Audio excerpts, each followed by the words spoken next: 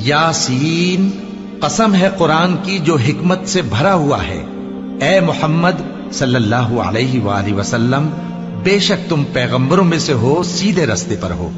ये कुरान गालिब व मेहरबान का नाजिल किया हुआ है ताकि तुम उन लोगों को जिनके बाप दादा को खबरदार नहीं किया गया था खबरदार कर दो कि वो गफलत में पड़े हुए हैं।